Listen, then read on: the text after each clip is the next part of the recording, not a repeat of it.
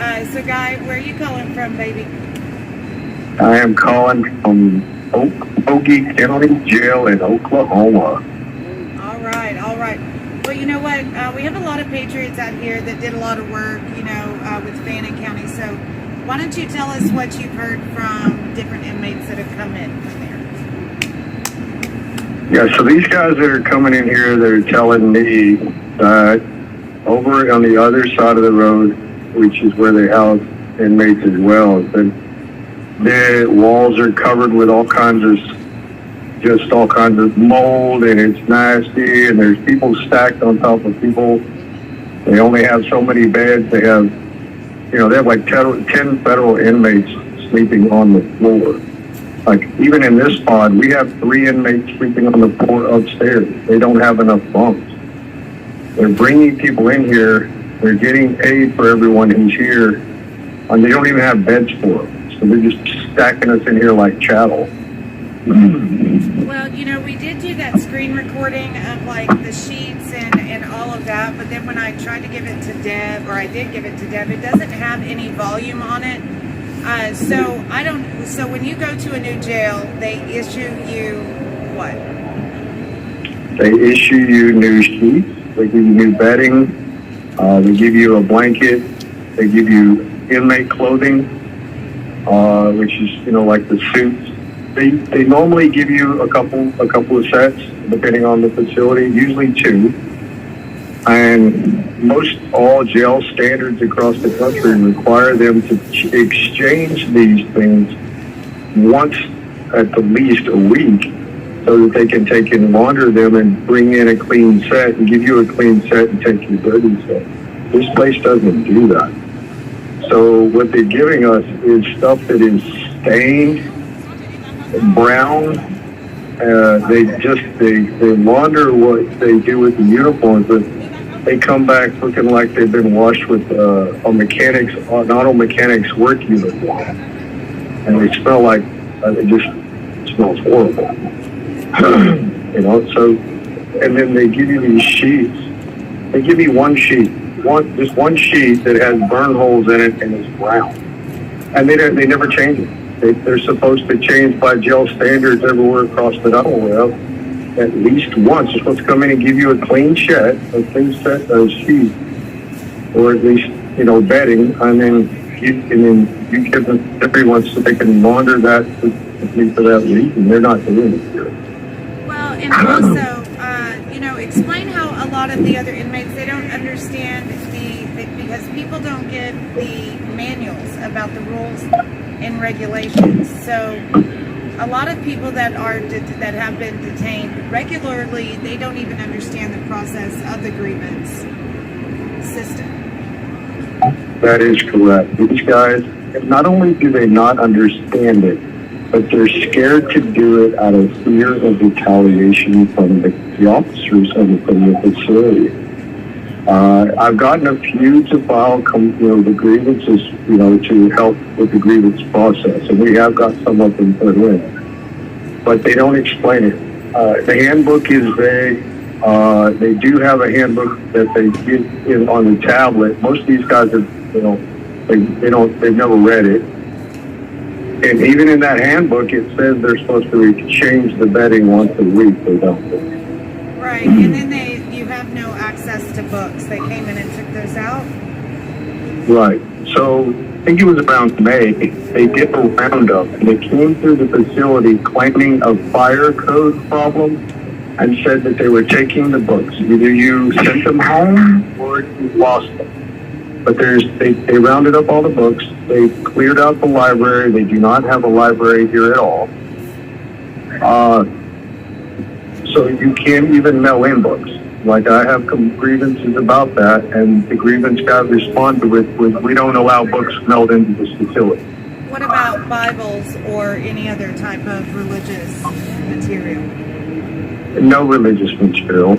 I asked for Bible since I arrived on the 13th of September. I asked on the 14th for a Bible, and he said the chaplain responded with he would get me one when he gets one. I put in another grievance, another request for a Bible, and said, look, can you supply me a Bible or not? And if you can't, can I just have someone send one in? And he said, honestly, brother, if you can have someone send you one, that would maybe be the best option. I mean, what does that mean to me? They don't do any religious stuff at all. Okay, and they also have the county inmates housed with the federal inmates.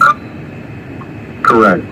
I've never been to a facility where federal and county are actually in the pod in the same area with the federal, and the county should never be in the same two areas.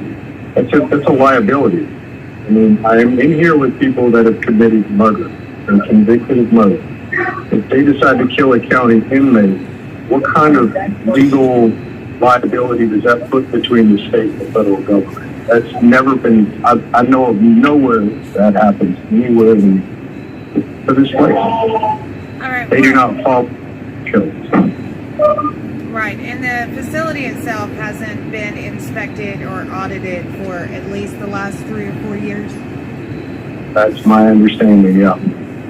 It doesn't shock me either. They're running on a very short staff, and most of these people are anywhere from 18 to 20 years old. They're very young. They're straight out of high school. The officers that come in here, one of the officers that has a ranking position just turned 20 the other day, and she started at the jail a year ago, which means she started here right out of high school, and she's got a ranking position. And answering my grievances, to be honest, how is she answering my grievances? Well, I think that is one of the big failures of the system is they are so, critically understaffed, and that's something that goes from VOC to BOP. But the reason that you're able to talk about it, because BOP is a different story than dealing with county facilities or DOCs, because BOPs can cause issue with the inmates, more so. We can't hear you on the microphone. The BOP has a whole lot different structure. They run on an organized factor. This is utter chaos. Everything that is done in this jail and most county jails is arbitrarily done and capriciously done already. They just do it however they want, as hard as they can do. Okay, but a lot of the work that was done for Fannin County, you have seen inmates from Fannin County come back and say that they are doing cleanup over there, right? That's correct. There's a guy right over here, and another guy just came in from the pod I was in Fannin, and they tell me that they have cleared out some of the pods. They're doing them one pod at a time. They're going in and painting and cleaning and refurbishing each pod one at a time. So he was in one pod. So you guys are doing a great job. You do venture the warriors. You're helping. Is the grace that we need to get this stuff fixed. It's absolutely abhorrent that we have third world problems in our first world wars. That's right. It's disgusting. And you can't send anything for laundry, it comes back brown. So if you try to send a white t-shirt, don't expect it to come back white at all when it comes back. But you have to wash everything up. Well, yes, and it's really disturbing. There's no access to religious materials, no matter what your, religious, affirmation is. There was a guy that came in with me. He came in with his Muslim prayer rug, and they took it from him and gave him a brown, dirty, stained towel to pray on. Wow. Well, I know that they have call to actions out. They have the phone numbers. I know Jay Jones told me that he has, he talked to Representative Brecheen's office, and he's aware of the conditions here in the DC jail. And so Jay got the number to his staffer that is dealing with some of the jail conditions, because Brecheen really wants to get involved in, that end of it, not just for Jan 6ers, but for all people detained, so we think this is... Go ahead. Well, what are we doing? Allowing our American citizens to be treated this way. This is a first world country. This is disgusting. Right. That's why the rate of recidivism is so high. You know, it's because they just cause people to feel like they're not, you know, citizens anymore. They're destroying anybody's moral and they're just their code of being human again. When they get out, they don't consider themselves human. They've lived as less than human for so long. People get convicted of crime, they get that. Most of these people are pre-trial. This is a county jail. This is not a bureau. They should not live in like animals. We live in there with mice, roaches, bugs. It's not good. Well, you know, you're so the worst positive. place. You are one of the most positive people I know, Guy Wesley. And so, how do you think the election's going? It looks good to me. We need votes. So fight, America. We need to get this done and get it over with. We got 17 days. We don't give up until it's over. And even then, I don't think we ever give up. We're not true America. That's right. We fight all the way. Okay. Well, you stay strong. Right. Yay. Hey, I'm fighting in here. You guys are fighting out there. I never lay down. I refuse. Got All right. Right, all the way, guy. All the way. All right. We love you so much. We're gonna help you out. All right. Love you guys. Love you all. All the picture warriors and angels and protectors. Thank you so Good much. night, Stephanie.